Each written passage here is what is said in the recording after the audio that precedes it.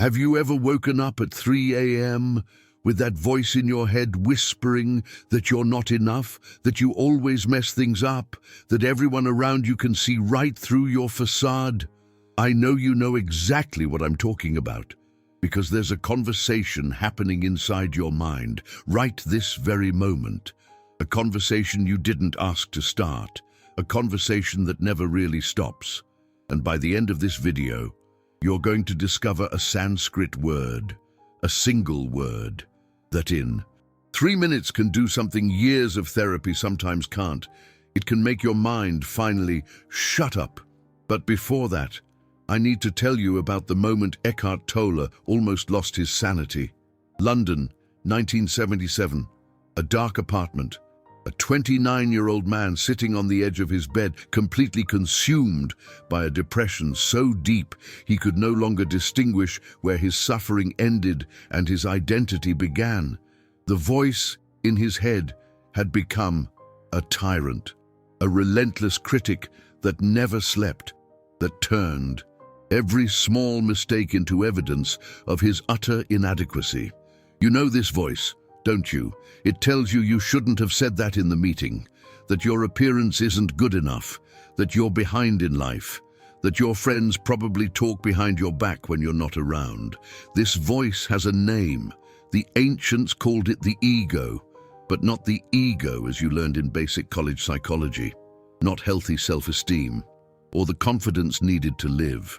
I'm talking about the ego as a mind, a parasite, an entity that feeds on your unhappiness, that needs you to suffer to continue existing.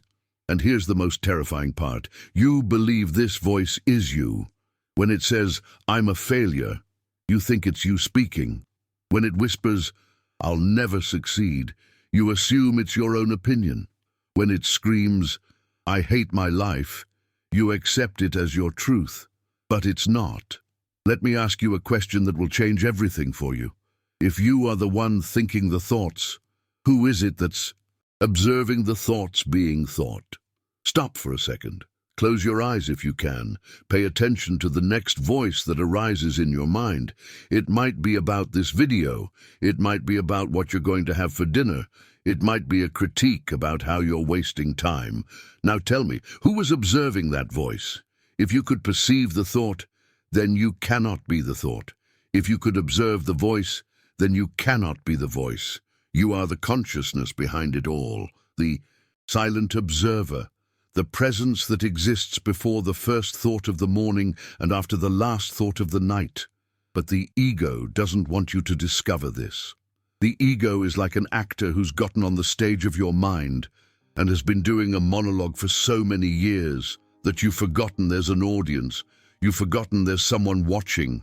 You've forgotten that you are the one watching. And the more you identify with the ego, the stronger it becomes. The more you believe you are that critical voice, the louder it gets. The more you fuel the internal drama, the more external dramas it creates to sustain itself. That's why people who live dominated by the ego always have problems, always have conflicts, always have something to complain about, criticize, or worry about. The ego needs problems, like a fish needs water. But back to London, 1977. Eckhart Tolle was in that dark apartment, completely dominated by this voice, so dominated that he reached the point of considering ending his own life, just to make the conversation stop. And it was in that moment of utter despair that something extraordinary happened. He heard the voice saying, "I can't live with myself anymore." And suddenly, a question arose out of nowhere. A question that changed not only his life, but the lives of millions of people around the world. The question was, who is the I, and who is the myself in that sentence?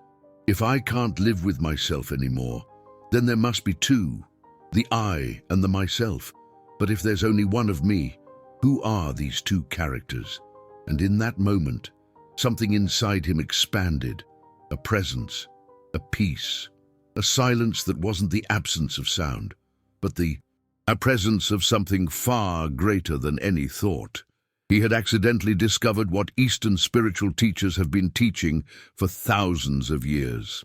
That there's a difference between who you really are and the thoughts that pass through your mind. You are not your thoughts. You are not your emotions.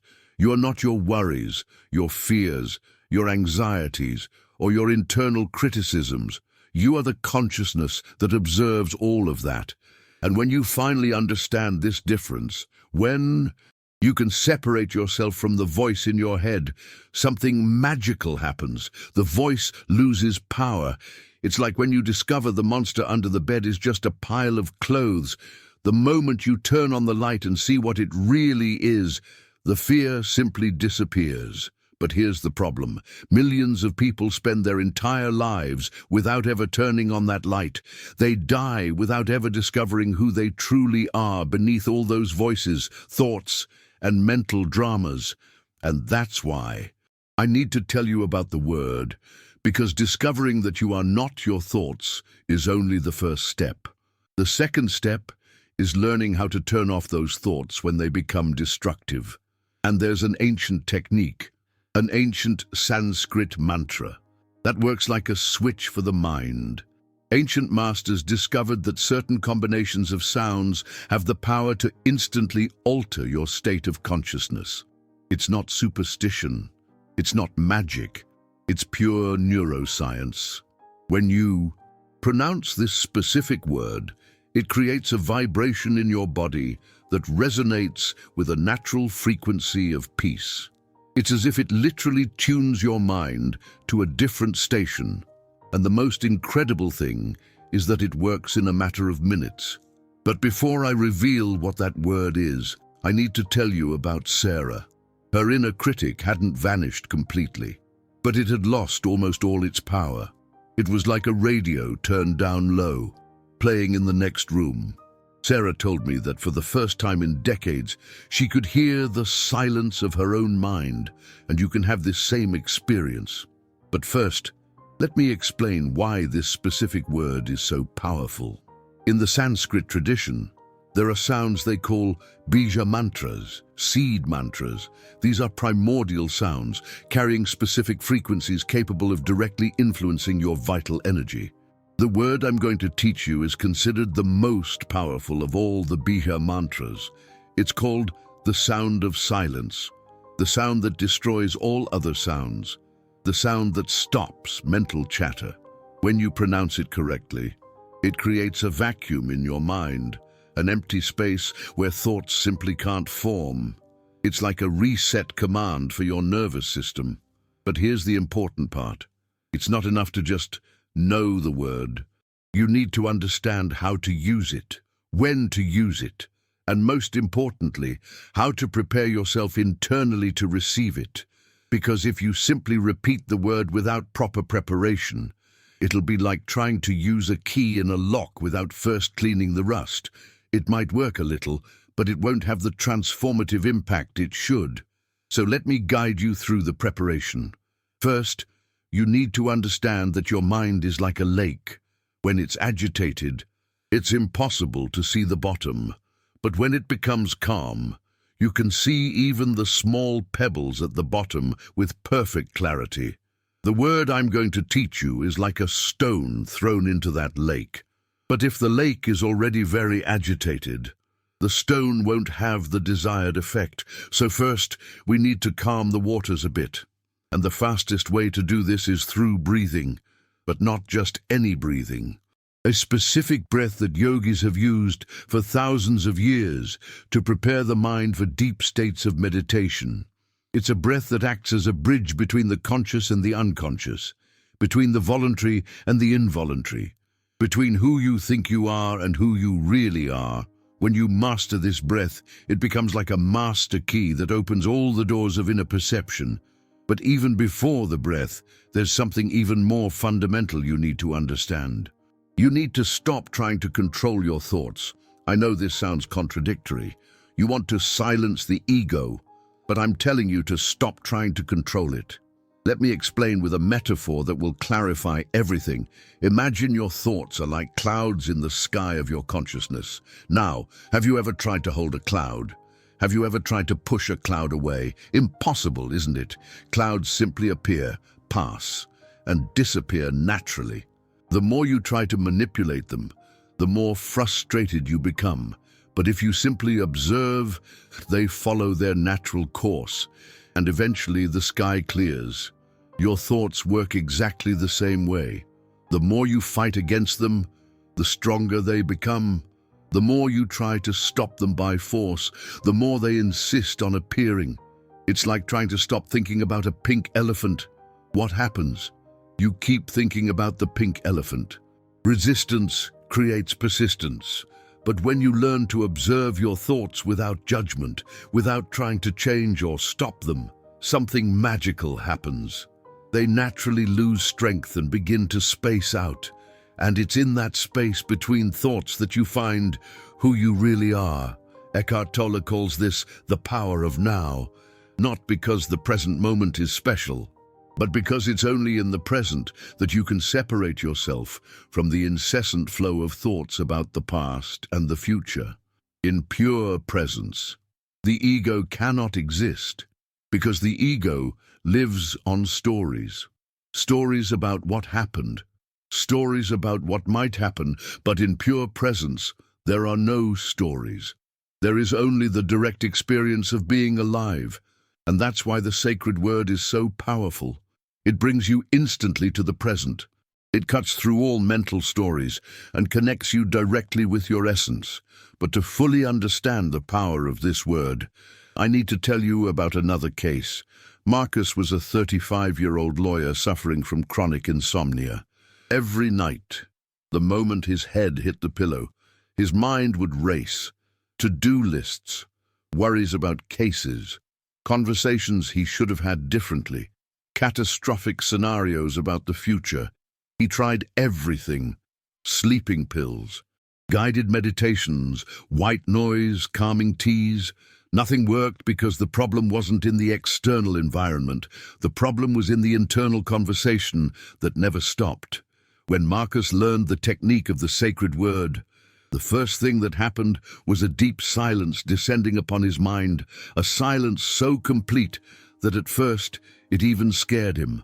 He told me it was as if someone had turned off a radio that had been playing so softly for so long that he didn't even realize it was still on.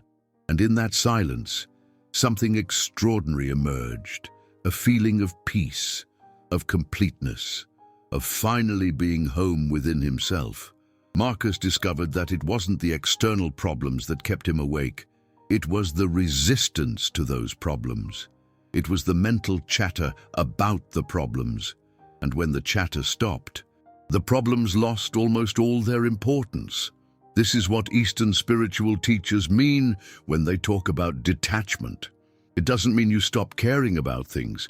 It means you stop creating unnecessary suffering through obsessive mental chatter about things. You still solve the problems that need solving. You still feel emotions when appropriate. You still live fully, but you stop living in your head. And when you stop living in your head, you finally start living in your life. Now, before I reveal the sacred word, I need to prepare you for what might happen when you use it for the first time. Some people feel immediate relief, a feeling of weight being lifted off their shoulders, as if they could finally take a deep breath after years of holding their breath. Other people feel initial resistance. The ego, realizing it's losing control, may try to cling even tighter. It may create more drama, more urgency, more criticism. This is normal. It's even a good sign. It means the technique is working. It's like when you're cleaning an infected wound. At first it may hurt more because you're messing with a sensitive area, but it's necessary for healing to occur. If this happens to you, don't give up. Keep using the word. Keep returning to the silence. In a few days, the resistance will lessen, and you'll begin to experience the profound peace that is your natural state. It's also important to understand that this word isn't an escape from reality. It's not a way to disconnect from your problems or responsibilities. In fact, it's the opposite. When your mind is calm, you make better decisions. When you're not being bombarded by anxiety and negative self-talk, you can see situations more clearly. When you connect with your essence, you act from a place of wisdom instead of reacting from a place of fear. The sacred word doesn't take you out of the world. It brings you more fully into the world, but in a centered and conscious way.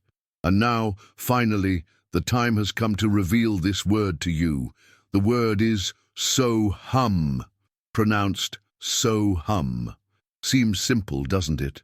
Almost too simple to have the power it does. But let me explain why these two syllables can literally reconfigure your mind in minutes. SoHum in Sanskrit means I am this, I am that. It's a declaration of unity, an affirmation that you are far more than any thought, emotion, or mental identification. When you repeat SoHum, you're literally reprogramming your identity. You're stepping out of identification with the mind parasite and reconnecting with your true nature. But here's the secret that few know. It's not just the meaning of the word that matters. It's the vibration it creates in your body. The sound so resonates in your heart. It creates a vibration that calms the sympathetic nervous system, the part responsible for the fight or flight response. That's why you feel immediate relief in your chest when you pronounce it correctly. The sound hum resonates in your throat and head. It activates the vagus nerve, the longest nerve in the body, responsible for connecting the brain to all vital organs. When this nerve is stimulated by the correct vibration, your body automatically enters a state of deep relaxation. It's pure neuroscience. It's not mysticism. It's a biological hack that the ancients discovered through thousands of years of experimentation. Now let me teach you exactly how to use this word to silence your inner critic in 3 minutes. First thing, find a place where you won't be interrupted. It could be your bedroom, your car, even the bathroom if it's the only private place available. Sit comfortably. You don't need to be in the lotus position. A regular chair works perfectly. Close your eyes and begin to observe your natural breathing. Don't try to change it. Just observe the air going in and out. Now, on the inhale, mentally pronounce so. On the exhale, mentally pronounce hum, so, hum, so, hum. Do this for about 10 breaths. You'll already start to feel a subtle shift. The mind begins to slow down. Thoughts begin to space out. After those 10 breaths, move to the next phase. Now you'll pronounce SoHum aloud, but very softly, almost whispering.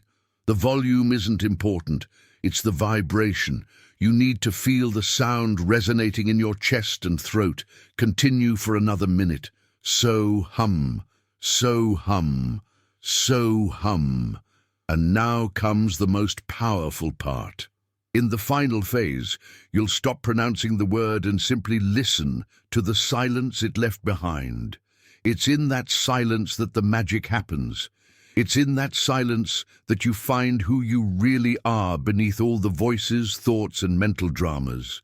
It's in that silence that the inner critic finally falls silent. Let me tell you about Emily, a 38-year-old teacher who suffered from panic attacks. The attacks would come out of nowhere. In the middle of a class, at the supermarket, while driving, her heart would race, her hands would sweat, her mind would go into a loop of catastrophic thoughts. Emily carried medication in her bag for emergencies, but she hated the feeling of dependence. When she learned the SoHum technique, the first thing she noticed was that she could interrupt the attacks early on. The moment she felt the first signs, the tightness in her chest, the rapid breathing, she would use the word, and in less than 3 minutes the crisis would simply dissolve. It wasn't suppression, it wasn't denial. It was as if she could create an inner space so vast that even the most intense anxiety became just a small wave in an infinite ocean. After 2 weeks of practice, Emily noticed something even more extraordinary. The attacks not only stopped faster, they started appearing much less frequently. Because when you regularly connect with this inner silence, when you constantly remember who you really are beneath all the mental dramas, the ego loses much of its power to create unnecessary crises. It's like you're strengthening the silent observer within you, and the stronger the observer, the less power destructive thoughts and emotions have. But let me be honest with you. In the first few days of practicing SoHum, you may feel an internal resistance. The ego won't easily give up control.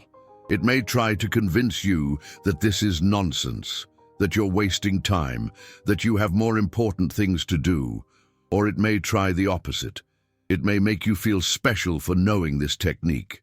It may inflate you with a sense of spiritual superiority. Both are traps.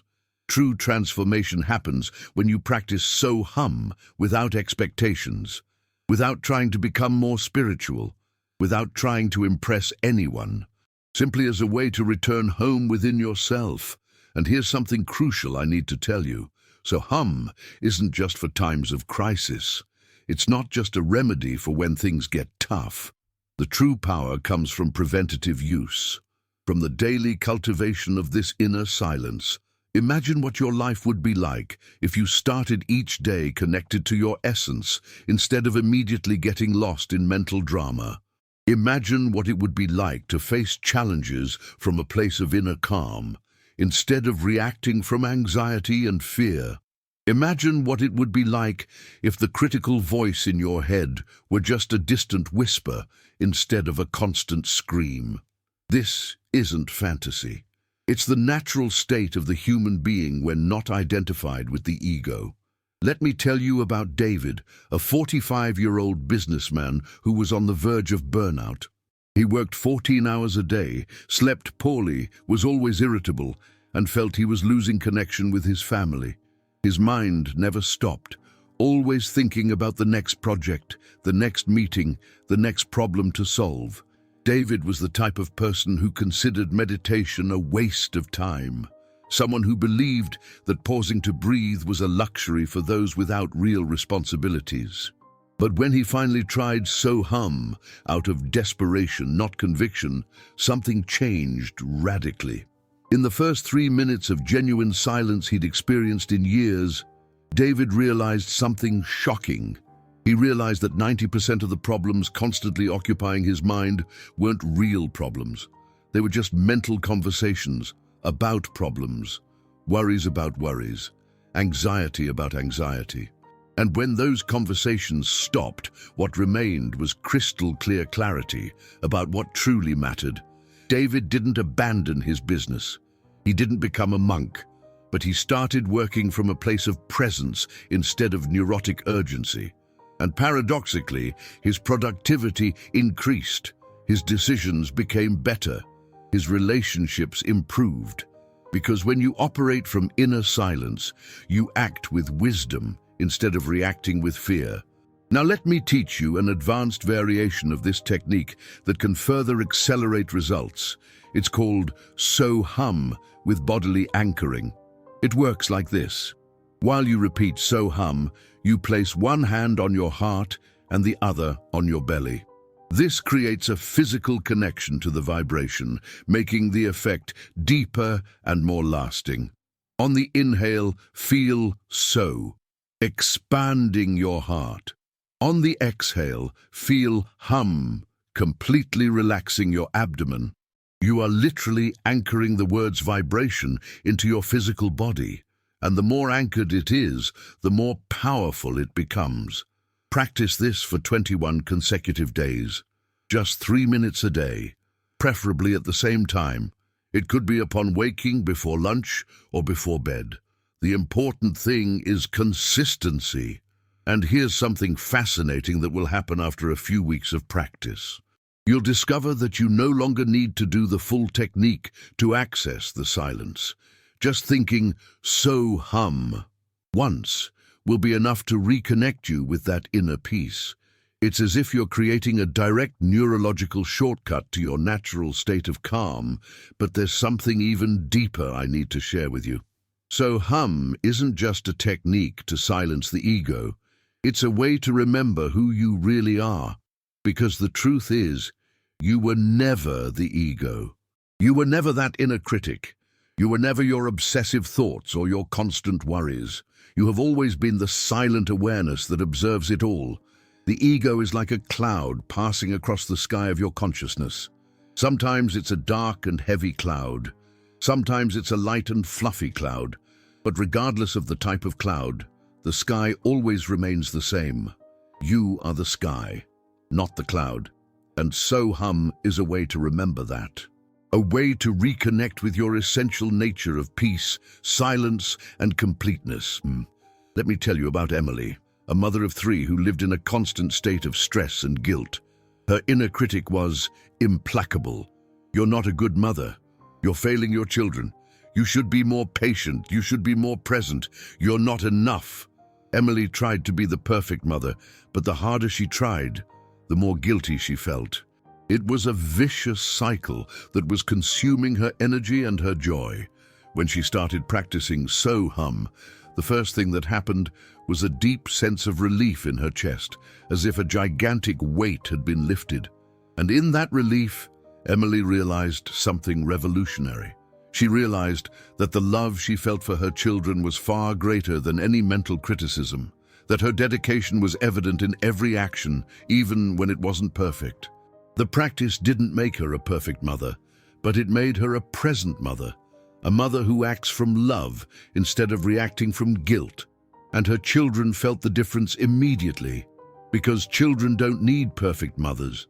They need present mothers, mothers who are truly there instead of lost in mental chatter about how they should be.